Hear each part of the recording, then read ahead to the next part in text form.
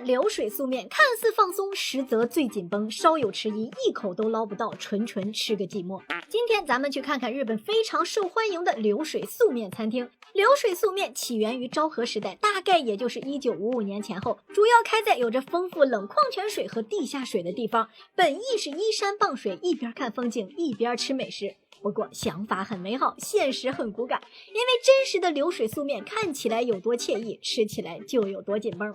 在日本一个好一点的流水素面餐厅，吃一顿的价格呀，一个人大概在1700日元左右，折合成人民币大概85块钱。那85块钱到底能吃几坨面呢？一会儿我们算一算。在夏季，这样的餐馆是非常受欢迎的，所以进店后就得光着脚等待。不过这个时候可以欣赏一下风景，眼前这条小溪就既是风景，也是待会儿的面汤。所以为了防止有不自觉的人把脚伸到河里，店家还贴心的张贴了告示。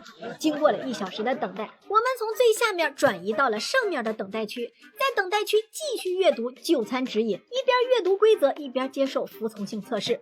终于规则读完了，这个时候呢，就可以上桌吃饭了。近距离观察眼前的流水素面，原来看似花里胡哨，实则简单至极。就是在吸水的源头放置了几根竹筒，之后服务员就在操作间把煮好的面条依次放在竹筒里，让面条顺着竹筒往下流。下面的客人看到面条流下来，就赶快用筷子夹起来，随着面条一坨坨的流出来，就餐就此开始。这个时候小伙伴可能会疑惑，要是没接住面条，这不就浪费了吗？放心吧，日本人多精呢，没有接住的面条会被最底部的网给接住，然后再拿出来重新利用，直至完全吃完。所以吃日本素面基本不会存在食材浪费的问题。上一波客人吃完，我们就上场了。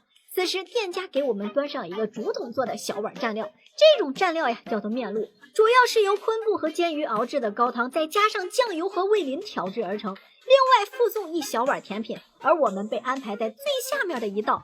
服务员接着说着规则呀，说我们只能吃眼前这一道，吃别人那一道啊不行。目的就是防止前面的人把面条都给夹完。这个时候就要聚精会神地盯着眼前的下水道了，因为你不知道面条什么时候会流下来。如果面条流下来的时候没有及时夹住，那就要等下一波了。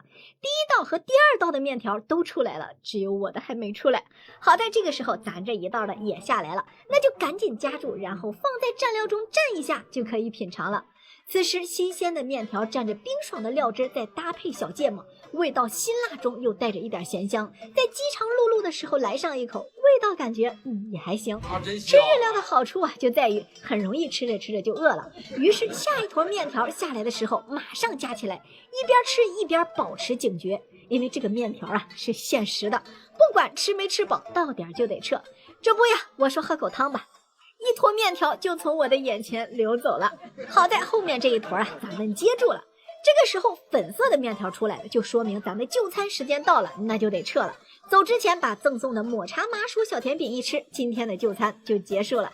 虽然就餐时间很快，但是这可能就是流水素面的魅力，抢快了失了礼节，慢1秒面条直接飘走，算得上是乐趣与压力同时存在的美食了。怎么样，花85块钱吃这样一顿流水素面，你们觉得怎么样呢？哦，对了，今天我一共吃了几坨面，你知道吗？好了，今天的视频就到这里了，喜欢我视频的小伙伴记得点赞收藏，你们的喜欢就是我更新的最大动力。